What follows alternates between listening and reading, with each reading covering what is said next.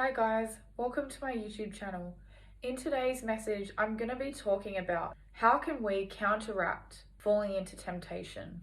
Let's say you've been a believer for quite some time and maybe you were so passionate and walking with Jesus, the word was everything to you. You really enjoyed to pray, you really enjoyed going to the church and being involved in everything. And now you find yourself wondering, what happened to my drive and my passion for the word? What happened to my passion for God? Why am I feeling lukewarm? Why is it so easy for me to fall into temptation at this moment? There are many reasons why we can fall into temptation, and the enemy especially knows when we are at our vulnerable and weak points.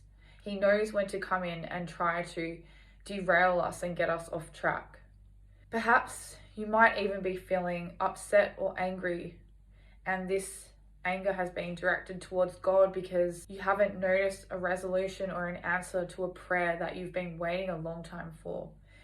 And now this may have put some distance in between you and God, and therefore setting the stage for you to fall easier into temptation. Perhaps you have been waiting a long time and you have been single for a long time. You may even have thoughts coming from the enemy telling you that it's never going to happen for you. You're too old, you're ugly. And then you've fallen into a comparison trap where you started comparing yourself with other friends and other people that are in happy relationships. And then you start to question, why don't you have that? See, the enemy wants us to focus on everything that we don't have, and that pulls us away from what we do have. It pulls us away from focusing on what we already have inside of us. If he is able to get our focus onto things that we seemingly don't have and feel that we should have, it takes our focus away from Jesus, being able to value and truly appreciate what we already have that is freely given to us, and that is Jesus in us. I'm going to share with you guys some tips and strategies that you can do in order to counteract, to not fall into temptation and derail and get off the path that God has for you. The first tip: make a conscious decision to focus on feeding your spirit rather than your flesh. In times of temptation and feeling as though we've lost our passion from God, the first thing that we begin to do is feed our flesh. We may listen to music, we may feel it's okay to start listening to worldly music again, and slowly by slowly that begins to increase and our spiritual senses begin to get dulled down. And then what becomes stronger is our flesh. So it's very important to purposely try to refocus your attention. Be aware of what you're focusing on, what you're reading, what you're taking in. Is it feeding your spirit or is it feeding your flesh? The next tip that I have, I would encourage you to go directly to God. If there is something that you are angry and upset about and maybe feel as though you're starting to blame God for this, ask him to help you. It's okay to be angry at God. It's okay to express our emotions to God, even if we feel that it's his fault.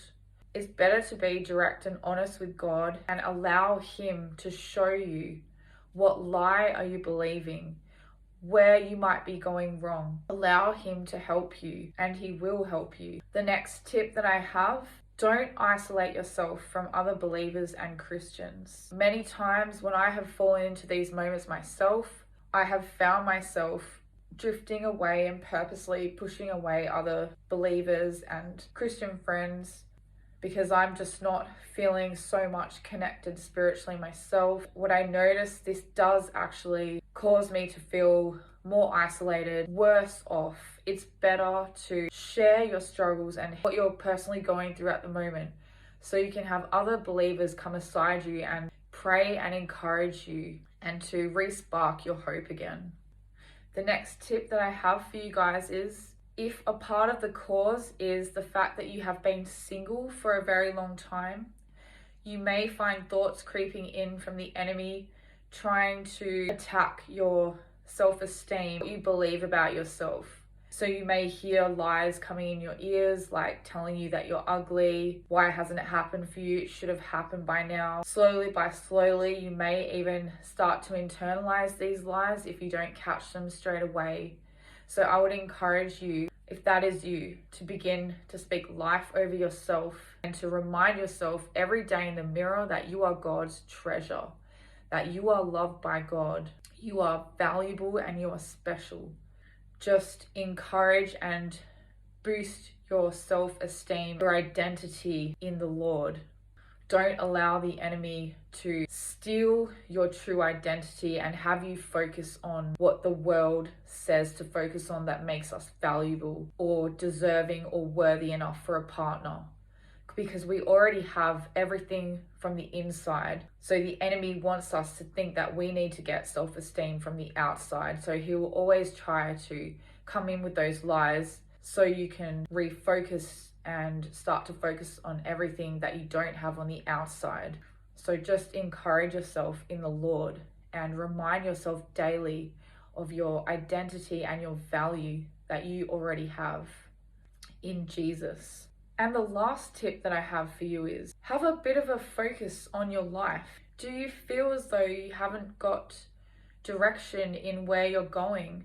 Have you been lacking goals? Do you know what it is that you want to do in life? If you don't have a vision, if you don't have any clear goals, knowing where it is you're going next, it's very easy to fall into temptation because you can easily get swayed to the left or the right because you don't know where it is that you're going. You don't have a clear vision or goals for yourself. So I would encourage you to make a vision for yourself, create some goals in your life, move in those directions towards the goals and dreams that you want to achieve for yourself. I hope that these tips have helped to encourage you guys out there and have shed some light on how you can overcome and deal with temptations.